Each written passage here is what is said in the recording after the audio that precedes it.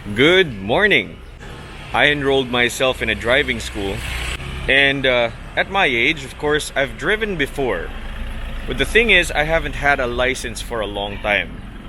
I'm trying to apply for restrictions 1 and 2, meaning kailangan ko ng lisensya kung saan makakapag-drive ako ng motor right on cue. At saka ng kotse. Now, LTO has been requiring, I'm not sure kung kailan nagsimula to, pero LTO has been requiring for you to enroll yourself to a driving school before you actually apply for a non-professional or a professional license.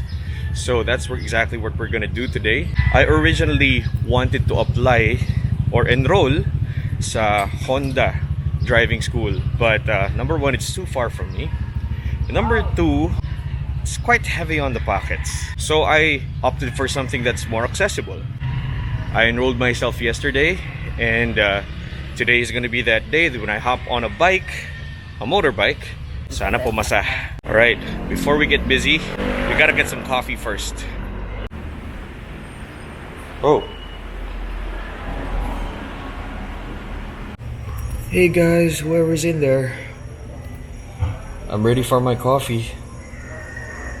Bukas na kayo. Okay, habang naghihintay tayo ng kape, I want to tell you about why I want to enroll myself or why I did enroll myself in such a program. Number one, I need a license. Yung lisensya ko, it's been 12 years since I last had one. I had an 83 Corona that I was driving before, and I kind of just fell out of driving years back. I quickly got through that phase when kating-kating kang magmaneho, and you kind of just settled for commuting, which isn't so bad. A lot of us commute. A lot of us can do without cars or vehicles. And number two, a license is a government issued ID. Kailangan din natin yan, importante yan. Pangatlo, here's the thing, I got a motorcycle. It's being worked on right now. It's a low displacement motorcycle that's being designed into a cafe racer. Ayoko naman na sumampa lang doon sa motorsiklo without actually knowing how to ride it. I mean, kaya ko magpatakbo ng motorsiklo. That's not a problem, especially if you are the kind of person who already knows how to drive stick. Right? So you get the principle of driving stick, of driving manual. So madali kong nakuha even at a young age kung paano magpatakbo ng motorsiklo. Pero I can't be confident with just knowing that. I have to know fully how driving a bike really is. I have to respect it. So it would actually be safe for me to go on the road. Diba? Alright, now to those of you who are thinking about enrolling yourselves into a motorcycle riding school, first thing you have to acquire are pads. Safety pads are always important, of course. What else? You have to have your student driver's permit.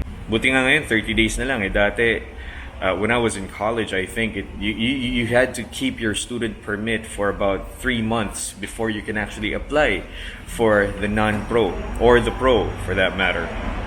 Another reason why you would want to enroll yourself and educate yourself on riding motorcycles is, while the motorcycle can be a very convenient mode of transportation, it's definitely not the safest. I remember seeing this interview with Zach Lucero of Acuna, and I think it was Billy Crawford who said this, na sa kotse, yung sasakyan ang nakabalot sa'yo. Pero sa motorsiklo, ikaw yung nakabalot doon sa motorsiklong sinasakyan mo. So, kailangan ng extra ingat. And kung hindi mo alam kung paano mag-ingat, then just don't ride a motorcycle at all. And I want to be able to ride my motorcycle. Diba?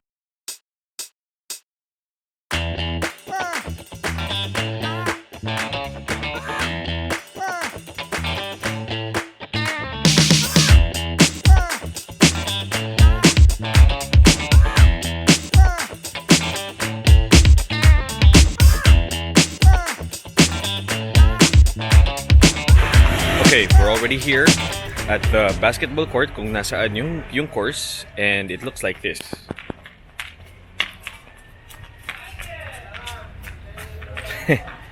Good morning, kids. Tapos for the automatic transmission, ang gagamitin natin is the Honda Beat. Although this one is actually for the beginners. I enrolled myself into the refresher course. So I'm going to be using a manual bike that's going to be a TMX 125. It's not this one.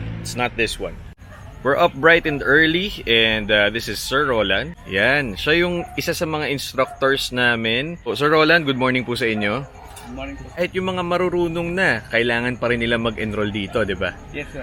Pero yung sa mga baguhan, ano yung pinaka-challenge nila? Pagka-clutch ba? Sa takbo ba ng makina? Kumbaga, paano ba patakbuhin yung gulong? Kasi may mga iba-ibang challenges yan, di ba, sir? Yes, sir. Oh, sir, ano po yung ano nila? Ano po yung pinaka-nahihirapan sila? Sa mga wala silang background, no background, yun, medyo hirap nila. Okay. So, kailangan, sir, kumbaga, ire-recommenda nyo na, kumbaga, mag-aral sila, mag-practice muna sila, magbasa sila tungkol sa pagra-ride bago sila mag-enroll. Tama ba, sir? Yes, sir. Meron din tayo, sir, na theoretical course. Yung TDC na tinatawag na TDC. ICO. Importante yan. Yes, sir. Requirement na siya ngayon. Yun, nag-aaral sila ng tungkol sa traffic sign, linya ng kalsada, kung paano gamitin. Yan, sir. Katungkulan kung magturuan kayo para matuto at nang hindi tayo nakakaabala sa kalsada, maiwasan yung aksidente. Tama. Yan, sir. Importante yun, sir. Maraming salamat, Sir Roland. Yes, sir. Kukunan pa kita mamaya, huwag ka mako-conscious, ha. Yes, sir. Brother, hindi ko natanong yung pangalan mo, pare. Mike pala, Mike. Si?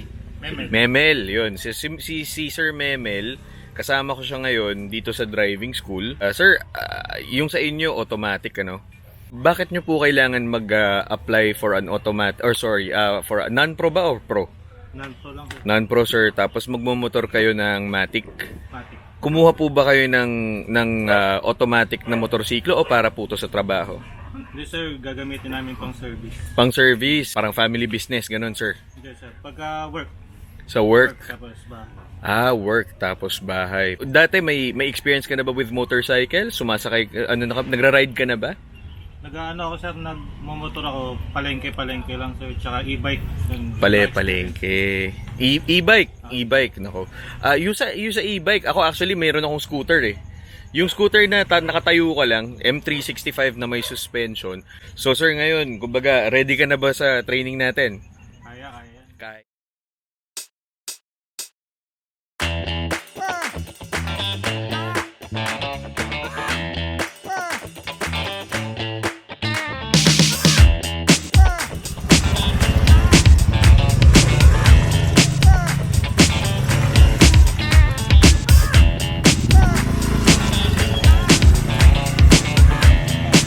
So we've started with the first round of the courses.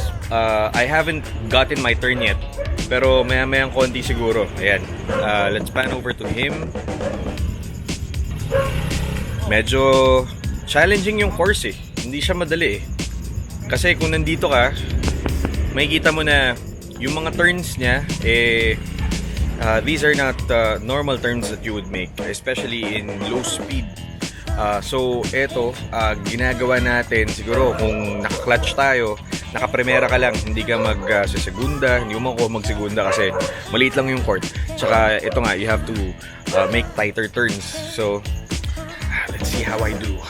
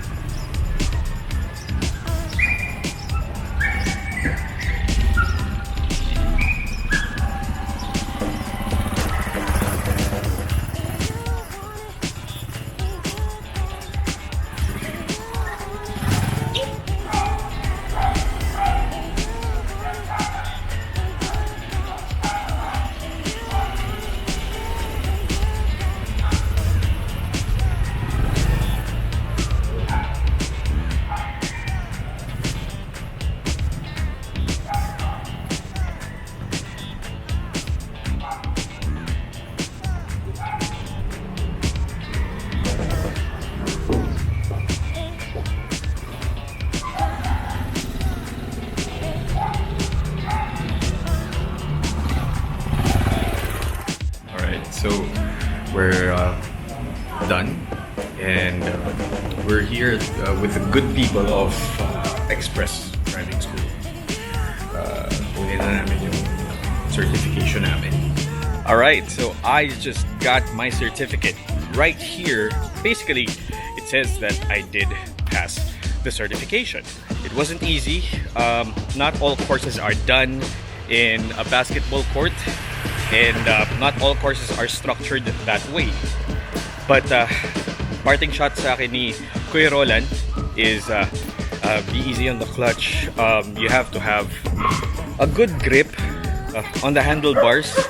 Di masyadong malambot, di masyadong matigas. Keep it loose, keep it relaxed. Yun lang naman yung sinabi niya sa akin. Alright, so